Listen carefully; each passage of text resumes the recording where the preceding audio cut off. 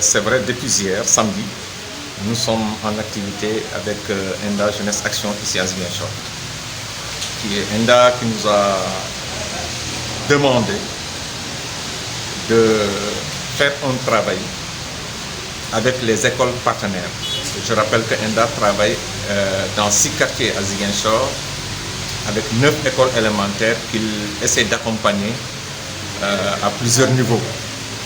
Dans ces accompagnements, il y a les cours de renforcement qui sont organisés à l'endroit des élèves qui sont en difficulté d'apprentissage en français et en mathématiques. Ils choisissent des enseignants qui les accompagnent, donc les après-midi.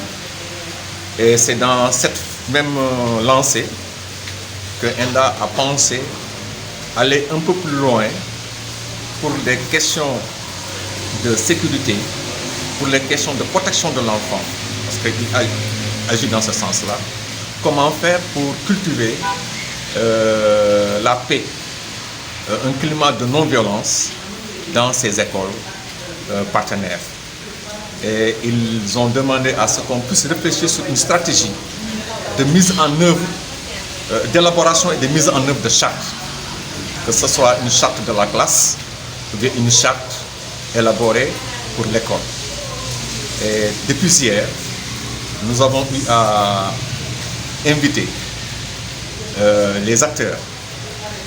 Parmi ces acteurs, il y a le directeur d'école, il y a l'enseignant, mais il y a également l'élève, pour partager et écouter tout un chacun en se demandant comment faudrait-il faire pour que dans l'école, qu'il n'y ait pas de violence, aussi bien dans la classe, mais aussi bien dans l'espace scolaire. Du coup, c'était important pour nous que chaque élément de cette famille puisse prendre la parole. Le directeur a son opinion, l'enseignant a son opinion, mais l'opinion qui nous intéressait le plus, c'était l'opinion de l'élève. Parce qu'il dira exactement ce qui ne lui plaît pas, qu'il reçoit de la part, par exemple, du directeur ou bien de l'enseignant. Nous avons eu donc à visiter un certain nombre de ressources, à savoir comment faire pour promouvoir un sentiment de bien-être. Les sentiments de bien-être, il y en a beaucoup, mais nous avons surtout insisté sur ce que nous appelons le sentiment de contrôle qui permet de mettre en place des routines, mais qui permettent d'élaborer aussi des règles de fonctionnement de façon consensuelle entre les élèves et leurs enseignants. Nous avons aussi essayé de visiter les droits de l'enfant. C'est important parce qu'il faudrait que tout ce qui doit être fait puisse se faire en respect aux droits de l'enfant. Donc, la pyramide des besoins. Quels sont les besoins que l'individu peut avoir, que ce soit des besoins physiologiques, des besoins de sécurité, des besoins d'appartenance, des besoins de réalisation de soi, n'est-ce pas? Donc, après avoir visité toutes ces ressources-là, et comment on pourrait faire en sorte que la pédagogie pratiquée par l'enseignant, on a aussi essayé de voir qu'est-ce qu'on doit trouver dans les documents de l'enseignant, qu'est-ce qu'on doit trouver, comment l'interaction dans la classe doit se faire, comment évaluer pour ne pas violenter un enfant, comment organiser l'espace de la classe, comment faire asseoir les enfants. Donc nous avons visité toutes ces ressources-là et maintenant, à l'aboutissement, chacun se mettra en 2 groupes. Ils vont maintenant essayer, en prenant en compte ces éléments partagés, ils vont essayer maintenant d'élaborer des drafts de chartes. Et nous espérons que dès l'ouverture des classes, c'est des choses qui pourront être mises en œuvre dans ces écoles qui sont ciblées. Parce que c'est important de notre point de vue qu'on puisse avoir un climat de paix. Les enfants ne doivent pas souffrir de violence. Le socio-émotionnel est important. Quand un enfant ne se sent pas bien, véritablement, du point de vue intellectuel, il ne peut pas être bon. Donc ce sentiment de protection, de sécurité, c'est fondamental de notre point de vue, surtout de la part de l'enseignant, de la part de l'élève. Mais aussi l'enseignant doit se sentir bien pour partager de l'énergie positive avec ses élèves. Donc voilà de façon ramassée ce que nous sommes en train de faire avec un petit groupe, tout en espérant que demain, ça pourra être élargi à d'autres.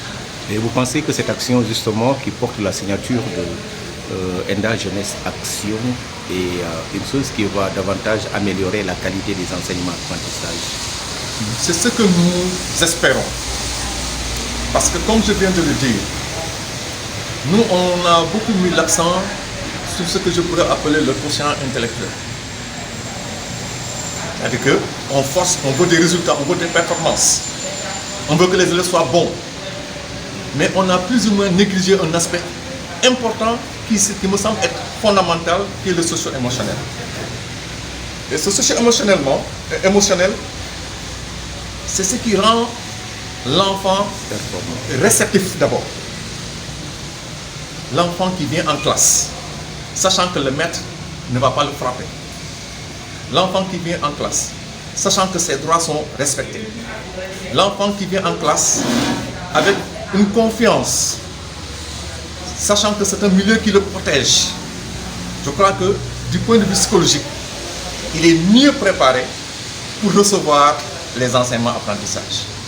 Du coup, si le socio-émotionnel là est bien mis en place et bien pris en compte, nous espérons effectivement que ça pourra développer le cognitif.